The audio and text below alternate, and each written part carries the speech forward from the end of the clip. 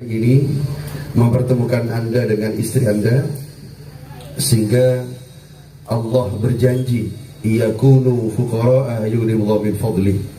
Kalau mereka orang-orang yang menikah masih dalam keadaan fakir, dalam keadaan miskin, maka Allah lah yang nanti akan berikan kekayaan dari anugerah Allah Subhanahu wa taala. Allah akan memperhatikan, di samping Allah senang melihat hambanya yang menikah, karena itu adalah merupakan perintah dari Allah Subhanahu wa taala.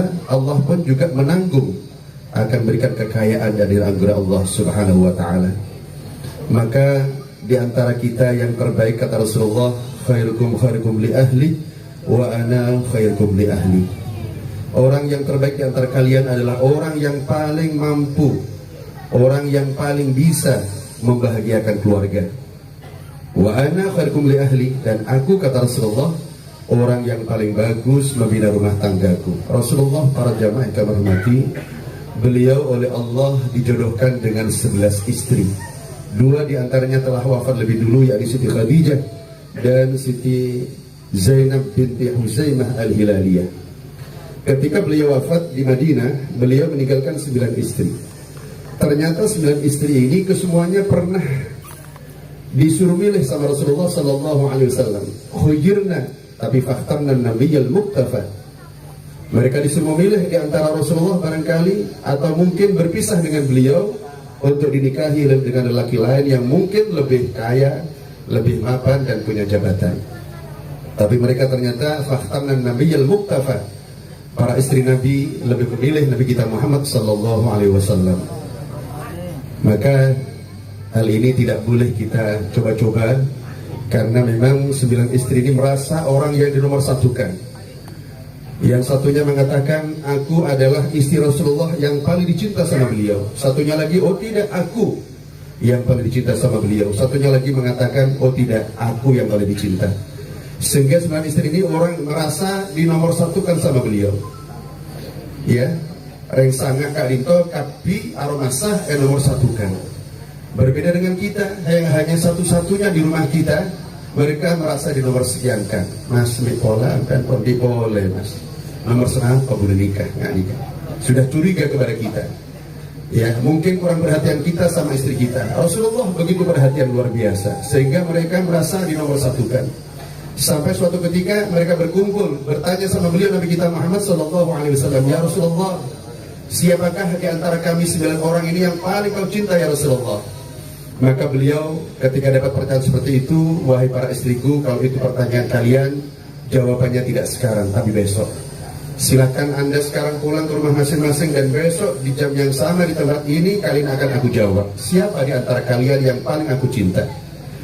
Akhirnya 9 istri semuanya pulang ke rumah masing-masing. Kemudian Rasulullah bergegas membeli ke toko atau ke pasar, membeli 9 cincin dari perak yang berjumlah 9 buah. Di malam harinya sama beliau dibagi satu persatu tanpa sepengetahuan yang lain. Nah, mereka sudah merasa, oh iya saya yang kena ini, saya yang paling nomor 1. Udah, akhirnya setelah mereka besok harinya berkumpul bersama, mereka sudah tidak sabar ingin mendengar pernyataan Rasulullah, siapa di antara 9 orang ini yang paling dicinta. Maka beliau akhirnya setelah mereka bertanya, berkumpul, maka menjawab, di antara kalian yang paling aku cinta adalah orang yang tadi malam aku kasih hadiah cincin dari perak. Ya otomatis 9 orang, aku loh, maaf ada. Itu artinya bahwa beliau tidak pernah membedakan di antara para istri.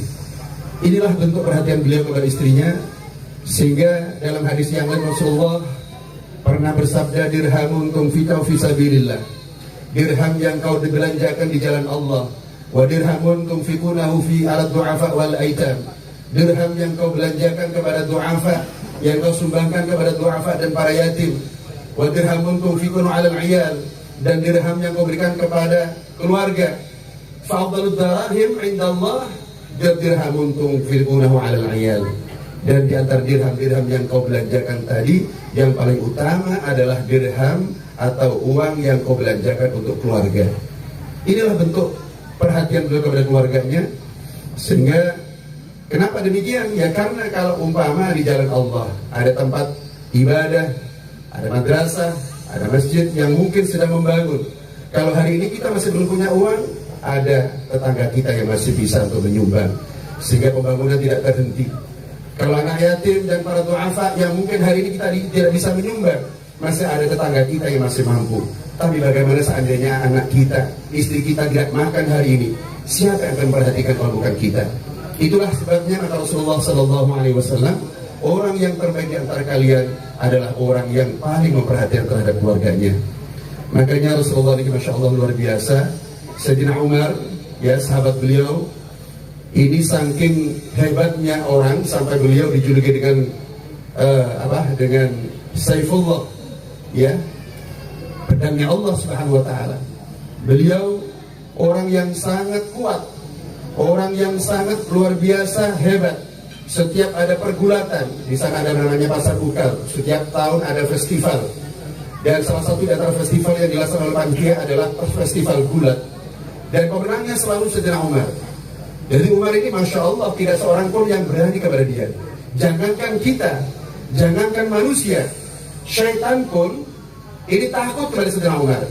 Jadi di mana Umar berjalan di satu jalan, maka jalan yang dilalui oleh Umar itu kok kepapasan dengan syaitan, maka syaitan yang minggir. Ya, kalau kita kan enggak, kita yang menghindar. Ini enggak. Ya, mana jalan yang dilalui oleh Sayyidina Umar, syaitan menyingkir, saking hebatnya orang. Syaitan saja takut juga. Jadi Sayyidina Umar itu tidak ada yang ditakuti kecuali hanya Allah Subhanahu wa taala.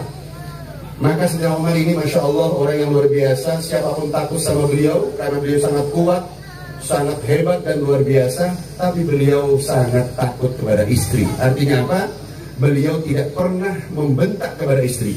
Beliau tidak pernah menyakiti hati istrinya. Kenapa? Karena Rasulullah pernah bersabda, ma akraman nisa illa karim wa ma ahanahunna illa laim. Tidaklah memuliakan kepada kaum perempuan kecuali orang yang mulia di mata Allah Subhanahu wa taala, dan tidak akan merendahkan martabat kaum perempuan kecuali orang yang memang rendah martabatnya di mata Allah Subhanahu wa taala.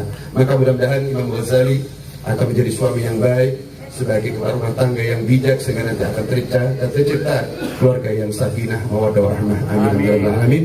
Akhiran, assalamualaikum warahmatullahi wabarakatuh.